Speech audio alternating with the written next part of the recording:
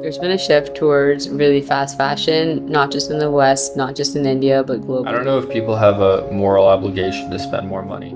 If we talk about slow fashion, I don't think that thing exists. People just want things cheaper and they want them faster.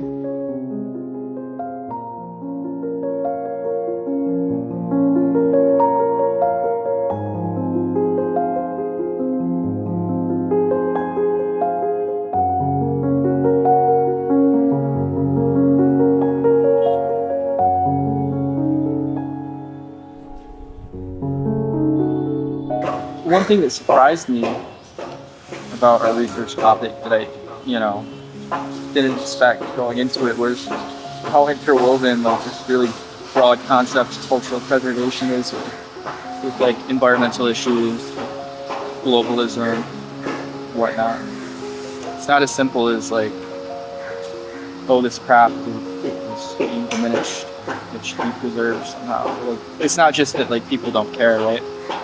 There's other like entanglements that I think make it a really rich research topic and problem.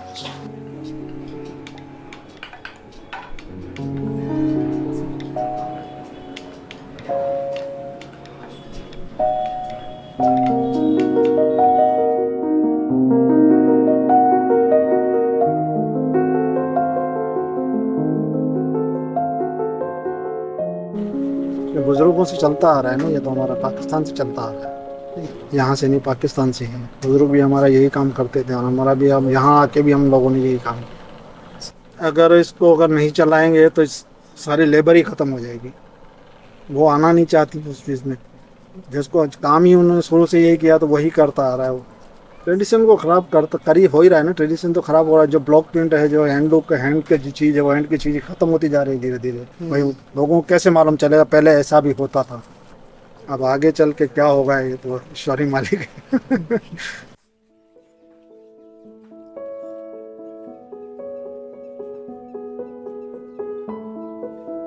In a world consumed by social media, clothing has evolved from being a necessity to being an integral part of people's identities and their perceived place within society.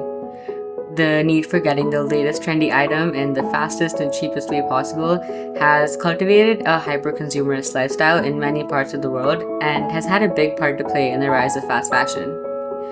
Fast fashion and its complications have been a hot topic of discussion over the past decade for its mass production of generally low-quality goods. But within the last few years, there has been a lot of discourse on what is being called slow fashion, a concept that essentially aims to combat fast fashion by prioritizing slow, ethical, and high-quality production practices. An example of this can be seen in a small town in Rajasthan. नमस्ते, मेरा नाम धीरज है। मैं बगरू में रहता हूँ और Bagru is around 400-450 year old. So यहाँ पे ब्लॉक प्रिंटिंग और नेचुरल डाइंग का काम होता है। तो मैं इसी परिवार में बड़ा हुआ हूँ और इसी को मैं सीखते हुए अपने आप को आगे कोशिश कर रहा हूँ कि इसी को मैं बेहतर तरीके से कर पाऊँ, जिससे कि जो भी हमारा इतिहास है वो साथ में चलता रहे हमेशा। और कितने टाइम से आपकी फैमिली इस बिजनेस में काम कर रही है? मैं 7th जनरेशन हूँ, मैं 7वीं पीढ़ी हूँ इस काम के लिए। तो पुश्तैनी काम है, तो मैं चाहता हूँ कि मेरी जो आने वाली जनरेशन है वो भी इसको करे। तो उस हिसाब से मैं कोशिश कर रहा हूँ किस तरीके से उनको हैंड ओवर किया जाए ये काम, ताकि अभी से ही उनको इंटरेस्ट रहे चीज़ों का। क्योंकि अभी जितनी ही फैमिलीज है वो सब छोड़ने के लिए रेडी है कि उनको नहीं करना, खुद से नहीं करना, ये सब के लिए। क्या लगता है आपको, क्या कारण है कि और लोग नहीं करने चाहते? कारण एक तो थोड़ा सा लेबोरियस है, मेहनत होती है इसमें। बट सच्चाई ये है कि अगर ये काम को कंटिन्यू करना है तो थोड़ा सा मेहनत तो करना ही पड़ेगा। और अभी सब नए नए ऑप्शंस है, अभी लोगों के लिए नई नई मार्केट के लिए नए रास्ते खुले हैं, ऑनलाइन थिंग है, सब कुछ है। लेकिन जब तक खुद से इस काम को नहीं करेंगे तो फाइनली जाके कभी न कभी इसकी ऑथेंटिसिटी ख़त्म हो जाएगी।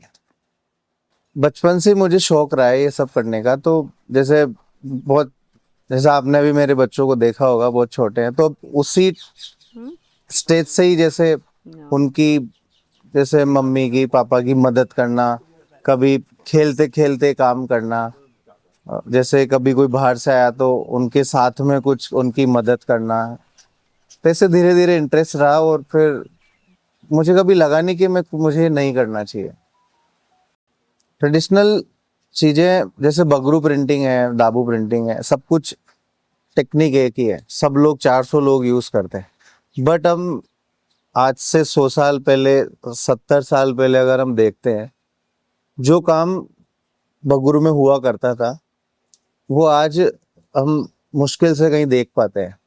उसका रीजन है कि सबको जल्दी चाहिए, प्रोडक्शन करना है और बस जल्दी बनाना है, एथिकली और एथिक्स सब भूलते जा रहे हैं। स्क्रीन प्रिंटिंग का एक अपना रोल है, डिजिटल प्रिंटिंग का एक अपना रोल है, और जहाँ हम हाथ से बने हुए कपड़ों की बात करते हैं उसका एक अपना मजा है। तो इट्स ए फील, जो फील कर सकता है उसको इसका वैल्यू है। स्क्रीन प्रिंटिंग है, डिजिटल प्रिंटिंग है, आप एक दिन में तैयार हो जाता है कपड़ा, आप जितना चाहो उतना बना लो, उसके पीछे कोई कहानी नहीं है। एक पूरी कम्युनिटी है जो इस काम को करती है, ब्लॉक प्रिंटिंग को, अपना एक उसका तरीका है। सुबह कैसे उसको कलर बनाना होता है, वो सुबह ही उसको डाइंग करना होता है, रात को नहीं कर सकते, शाम को नहीं कर सकते, दिन में भी नहीं कर सकते। सो उसका एक पूरा स्टोरी है, अपना तरीका है काम करने का, जो हाथ से जो छपाई होती है, जो कलर्स उसमें यूज होते हैं, इट्स ए प्रोसेस, महीनों का प्रोसेस है। अब जहाँ पे किसी प्रोसेस में महीनों लग रहे हैं तो उसमें कुछ कला भी है, कुछ उसका एसेंस भी है, कुछ कितने लोग उसमें जुड़े हैं वो भी है। दिखता है कपड़ा लेकिन उसके पीछे बहुत वैल्यूज है, कई फैमिलीज है जो उसी पे निर्धारित है।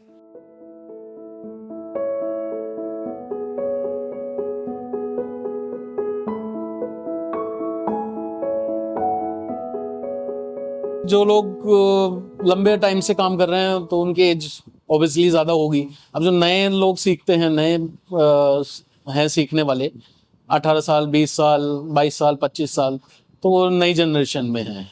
और अब जो है ना, लोग कम इस काम को सीख रहे हैं। क्यों? क्योंकि इसमें टाइम थोड़ा ज़्यादा होता है। एक्चुअली क्या ना कि आज के टाइम में हर किसी को सस्ता, कम टाइम में और अच्छी चीज़ चाहिए, ठीक है। बट हैंड में कॉस्टिंग ज़्यादा बैठती है, तो इसलिए लोग इतना जाते नहीं है। बट जो रिचेस फैमिलीज हैं, जो हाई लेवल के हैं, वो लोग हैंड को प्रीफर ज़्यादा करते हैं, क्योंकि उसमें एक अलग ही लुक आता है, अलग फीलिंग आती है उसको पहनने में, और फील एक अलग होता है हैंड में।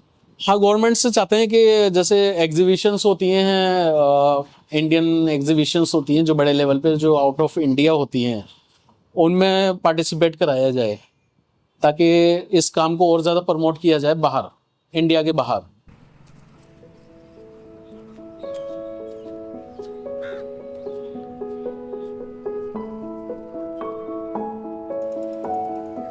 Block printing is well known as an environmentally friendly craft due to its use of natural dyes and its handcrafted process. The fact that the entire process is done by hand from beginning to end while still using the traditional colors is a positive thing in a world where industrialization has taken over. However, there are a lot of grey areas regarding the flip side of environmental effects that are often overlooked. Bringing more awareness to these issues is important as we talk about preserving the craft for future generations. Environment के लिए better होता है maybe not sure but I guess it's better. ये लंबे time से चल रहा है काम, करीब राजा महाराजाओं के टाइम से, जब तो नेचुरल जो कलर्स होते थे, फ्रूट से, घास हो गई, ग्रास हो गई, उससे, फूल पत्तियों से, इनसे कलर बनाए जाते थे पहले। अब वो प्रोसेस होता है बहुत लंबा और बहुत लेंथी, उसमें टाइम भी, मेहनत भी ज़्यादा लगती है, और मेहनत के हिसाब से लोगों को जो मेहनत का अमाउंट मिलना चाहिए वो नहीं मिलता। फिर ये धीरे धीरे करके केमिकल वगैरह आ गए तो वो सस्ता हो गया, तो इसलिए चल रहा है। बट अभी भी कुछ बहुत कम अमाउंट में लोग हैं जो नेचुरल प्रिंटिंग को प्रीफर करते हैं। नेचुरल में भी जो फूल पत्ती वगैरह, इनसे कलर बनते हैं, फ्रूट से, फलों से, तो वो होता है, लेकिन बहुत कम होता है।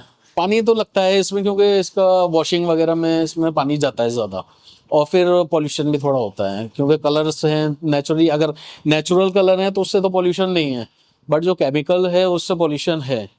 तो इस चीज़ की और गवर्नमेंट प्लानिंग कर रही है कि इसको कैसे कंट्रोल किया जाए।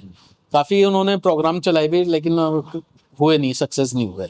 वेस्ट वाटर कहीं सही जगह जाए। नदी नालों में पानी जाता है तो एक पॉल्यूशन फैलता है, तो नहीं हो पाया। नहीं हो पाया वो।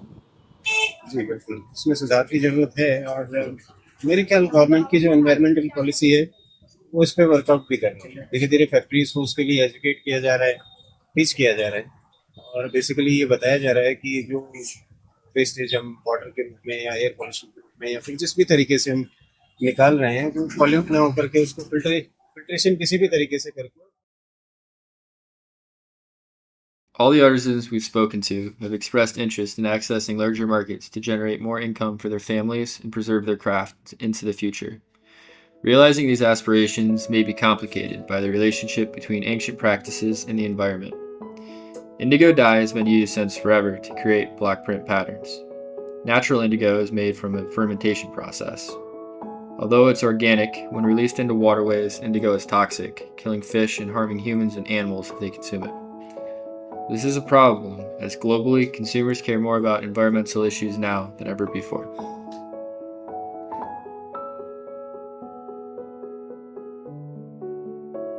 Social media is an inherent part of globalization, especially in the context of clothing and fashion. The influence that social media has globally isn't something that can be understated, and I think India definitely isn't immune to that either. And it's something that really reflects in the clothing that you see majority of the population wearing out and about.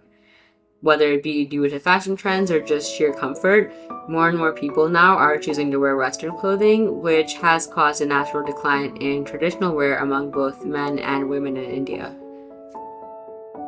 India is unique in that it is diverse religiously, politically, and in its craft, as well as being ancient. India is home to the world's oldest religions and languages. Combined with the technologies and ideas brought by globalism, what you get is an Apple store next to a shop selling lassi. Further down the road, there's Bapu Bazaar, where people are buying textiles in block print, some of which were made in the same way that they've been made for the past 600 years, sometimes by the same families who have been making them for generations. The fusion of global and local elements in the Indian marketplace offers a unique perspective. While it has its own perks and drawbacks, this blend creates a distinctive and valuable cultural exchange.